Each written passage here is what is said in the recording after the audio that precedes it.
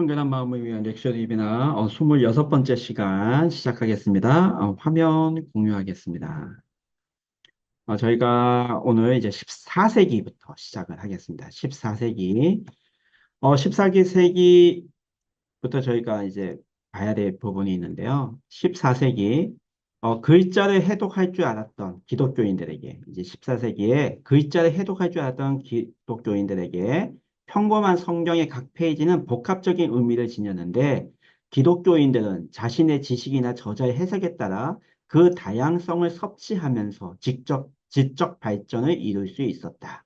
어, 학문적인 연구가 굉장히 활발하게 이루어집니다. 여러 가지 방법들로 인해서 이제 성경을 이제 해석하게 되고 또 성경을 읽게 됩니다. 그 스콜라 철학의 영향이죠. 그러니까 다양한 방법으로 이제 성경을 읽게 되고 접하게 됩니다. 저희가 이제 예전에 그 성경 이해하는 네 가지 방법, 도덕적인 의미, 유의적 의미 이런 거 있지 않습니까? 그것도 다 여기에 포함이 됩니다. 그런 방법으로 지적 발전은 굉장히 이루어집니다. 성경을 읽는 사람은 1시간이 아니면 1년을 두고 앉은 자리에서 한 페이지를 곱씹든지 아니면 특정 부분을 뛰어넘으면서 독서의 속도를 자유자재로 조절하며 읽게 됩니다.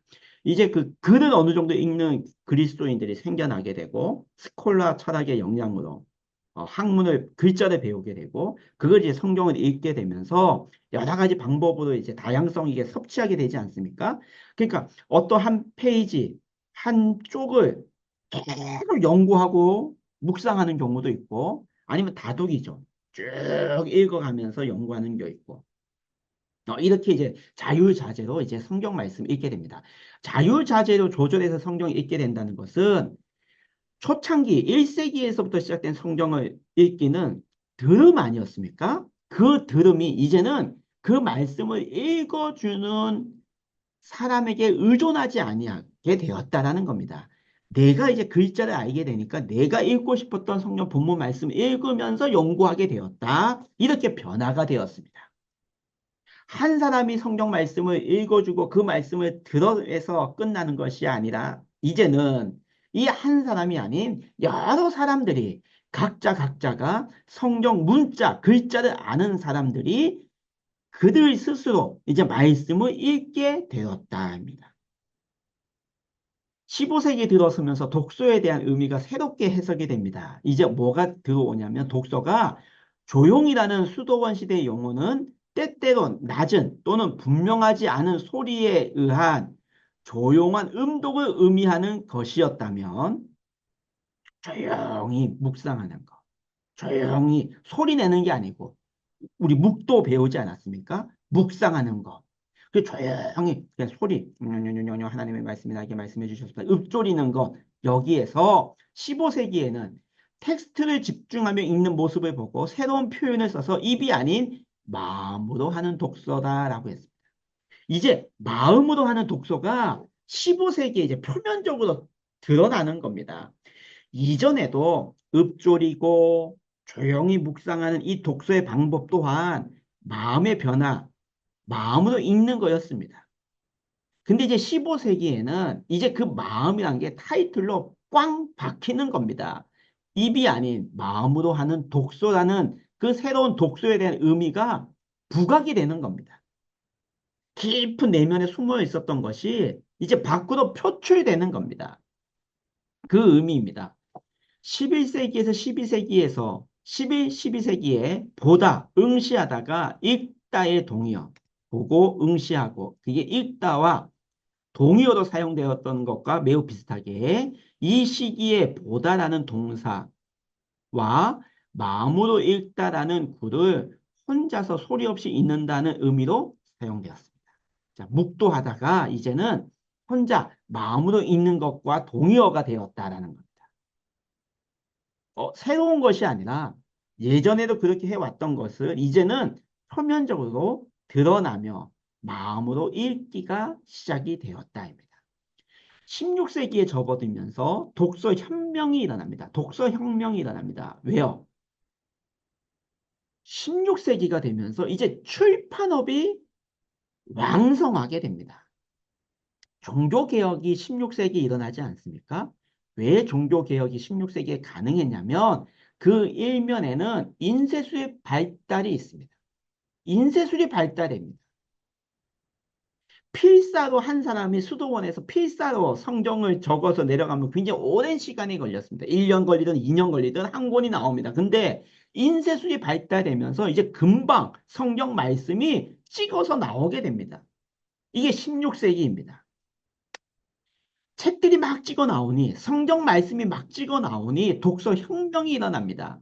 새로운 독서 형태 가운데서 가장 독창적인 것은 공동체에서 벗어나 은밀한 곳으로 이루어지는 거죠. 이 은밀한 곳은 개인의 공간입니다. 우리가 성경 말씀을 읽을 땐 공동체 아니었습니까? 함께 모여서 말씀을 듣게 되고 수도원도 마찬가지였습니다. 하나의 공동체였습니다. 그런데 16세기에 오면서 이제 성경이 인쇄술로 인해서 막 보급이 되니 그 성경 말씀을 듣고 성경 말씀을 이제 가지고 어디로 갑니까? 내가 읽고 싶은 조용한 곳으로 찾아가게 되는 겁니다. 혼자만의 사색이 가능하게 됩니다. 내가 이 말씀을 이제 혼자 읽게 됩니다. 왜요? 가능하게 되지 않습니다. 이제 학문, 스콜라 철학의 영향도 받았습니다. 학문을 연구하게, 성경 말씀을 연구하게 됩니다. 그것을 읽습니다. 그것을 이제 마음으로 읽게 되는 겁니다. 마음으로 연구하게 됩니다. 이 16세기입니다. 독서의 혁명이 이루어지게 됩니다.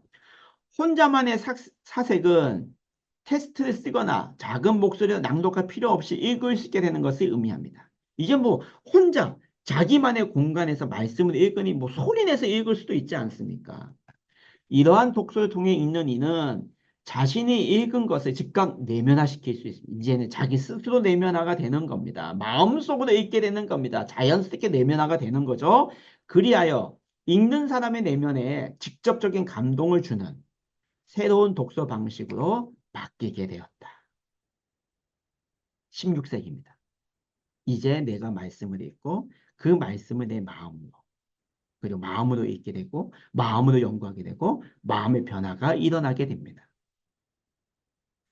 16세기까지 쭉 왔습니다. 16세기까지 이 성경 말씀, 책을 읽는 이 방법이 오늘날 우리와 똑같은 방법 아닙니까?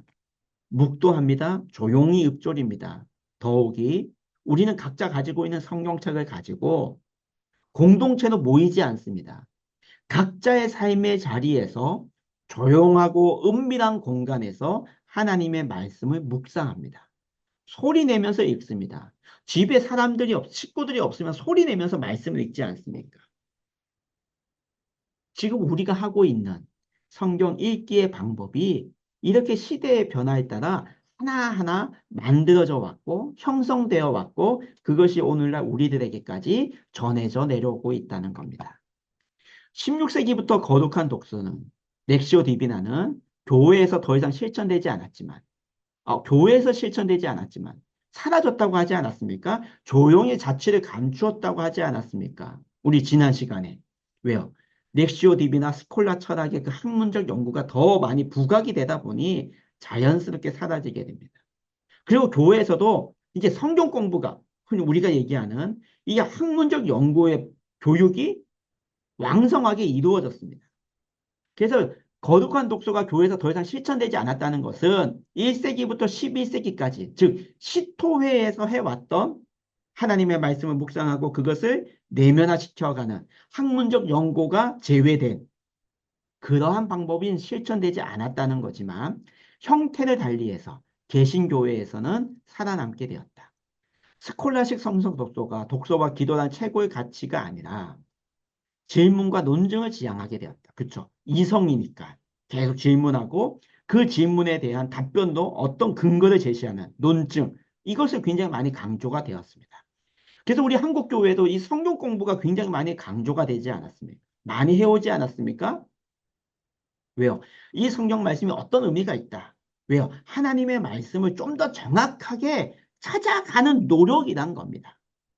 그리고 그 말씀에 질문하고, 그 말씀의 답변의 근거가 어디 있습니까? 논증을 제시하고. 이게 학문적인 연구가 왕성해져 갔다라는 겁니다. 렉시오 리베는 오랜 유배 기간으로 들어가게 됩니다. 즉, 오랜 유배 기간에는, 즉, 학문적 연구 없이 말씀을 묵상하는 그것이 오래 이게 들어갔다입니다. 수도원 밖에 그 카톨릭 교회에서는 렉시오 디비나가 자취를 감춘 반면 개신교회에서는 즉 종교 개혁이 일어났던 이 개신교에서는 새롭게 변화된 형태로 수용되고 실시되었다. 즉 어떤 거요? 말씀을 연구하고 그 연구를 통해서 읽고 내면화시키는 이 방법. 이것도 하나의 렉시오 디비나 하나의 방법입니다. 그것이 개신교 안에서는 이루어졌다. 종교개혁 이후에 개혁주의 전통은 성경 읽기와 개인적인 말씀 묵상을 강조했습니다. 이제 성경이 많이 보급이 되었고 이 성경이 있는 것은 어떤 특정한 교황만 읽는 것이 아니라 모든 사람들이 이 말씀을 읽을 수 있다. 이거 아니겠습니까? 그래서 개인적인 말씀 묵상을 굉장히 많이 강조됐습니다. 물론 가족 수준에서 성서에 대한 친밀감이 매우 다른 독서 습관을 만들어냈습니다. 뭐 다 다른 수준에 따라 친밀감이 매우 다 다른 독서 습관이 있다는 거죠. 성도와 거룩한 말씀 사이에 중재되지 않은 직접적 관계는 성서에 관한 지식을 근본적인 영적 체험으로 승화시켰으며 성서에 관한 지식을 영적 체험, 즉 성도와 거룩한 말씀 사이에 중재되지 않은 직접적인 관계는 그 안에 성경의 지식으로 승화시켰습니다. 아, 이것이 하나님의 말씀이구나. 우리가 영적으로 성경 말씀을 읽는다는 것, 성경에 대한 지식이 없으면 자의적으로 해석하게 됩니다. 그래서 우리가 굉장히 많은 어려움을 겪은 것들 많이 보지 않았습니까? 특히 이단 같은 경우는 이단의 교주가 말씀을 묵상하고 이 말씀이 이거다. 전혀 우리가 볼 때는 그 말씀의 의미가 아닌데도 불구하고 그 굉장히 많이 강조해가는 이거 내가 영적으로 체험했던 거야 라고 얘기해서 굉장히 많은 문제를 일으켰던 것들이 있지 않습니까? 그러면 안 된다. 그래서 그 중재를 지식으로 하나님의 말씀, 더 정확한 하나님의 말씀이 무엇인지를 알게 되는 것, 그걸로 영적 체험으로 이제 승화시켜 나아가는 겁니다. 그 종교개혁 사상이죠. 개인이 소리 없이 읽든 가정에서 가족이나 교회에서 큰 소리에 읽던 성서를 일상생활에서 자주 이제 읽기 시작이 되었습니다. 왜요? 인쇄술이 발전로 보급되었고 그 보급으로 말미암아 많은 사람들이 그 성경 말씀을 묵상하게 되었기 때문입니다. 종교개혁 이후에 16세기 이후에 이제 17세기 청교도 신학자들과 목회자들 사이에서도 성서 묵상의 가치와 중요성을 외쳤는데 그들 가운데 17세기 영국 리처드 백스터의 목사 역할이 굉장히 두드러집니다. 이 백스터의 목사님도 스콜라 철학의 그 등장 이후 귀고 2세에 의해 체계화된 이성과 추리를 사용하여 학문적 렉시오 디비나의 방법과 유사한 묵상뿐만 아니라 이나시오, 이 카톨릭 이나시오에 의해 널리 알려진 상상력을 사용한 말씀 묵상법까지 그 묵상에 대한 가르침 속에 나타나게 됩니다. 이 17세기 청교도 운동의 그 영국 백스터의 목사가 왜 중요하냐면 이분이 하나의 그 스콜라 철학에 의해 가지고 내려왔던 그 학문적 연구에 의한 말씀 묵상의 방법과 고전적인 렉시오 디비나 방법 있지 않습니까? 이제 두 가지가 분리되지 않습니까? 그냥 말씀을 묵상하고 학문적 연구 없이 그 말씀을 묵상했던 그 하나의 축, 이 축을 합치게 됩니다. 둘 다 좋은 걸 가지고 오게 됩니다. 학문적 연구를 통해서 이 말씀을 묵상하고 그 말씀으로 이제 하나님께 더 친밀하게 나아가는 것을 합친 사람입니다. 그래서 이 백스터가 중요합니다. 그리고 이제 경건의 훈련이라는 책을 쓴 루이스 베일리도 이 개인의 개인 경건 훈련에 가장 중요하게 강조한 것은 규칙적인 기도와 말씀 훈련. 아침에 기도와 말씀 묵상으로 하루를 시작하고 저녁의 기도와 말씀 묵상 하루를 마무리하는 것이 가장 기본적인 훈련 내용이었습니다. 이 청교도 운동이었습니다. 말씀과 기도로 하루를 시작하고 또 하루의 마무리를 말씀과 기도로 끝내는 것. 이 훈련입니다. 베일리는 아침에 눈을 뜨면 즉시 하나님께서 들어오시기 전에 세상에 어떤 생각도 들어오지 못하도록 마음의 문을 닫고 하나님의 말씀을 묵상하라고 하였습니다. 이렇게 하루를 시작하면 온종일 어렵지 않게 경건한 마음을 유지할 수 있다고 강조했습니다. 이 청교도 정신입니다. 어, 지금까지 이제 16세기, 17세기까지 우리가 이 렉시오 디비나가 어떻게 발전되어 왔고 또 오늘날 우리가 어떤 렉시오 디비나의 그 전통을 이어가고 있는지 우리가 함께 살펴보았습니다. 청교도 운동의 그 백스터의 목사님을 통해서 이 두 가지로 쭉 내려왔던 축이 이제 합쳐졌다라는 것. 그리고 이 말씀과 기도가 하루의 시작과 하루의 끝이 되었다라는 것. 우리의 삶의 모습과 비슷하지 않습니까?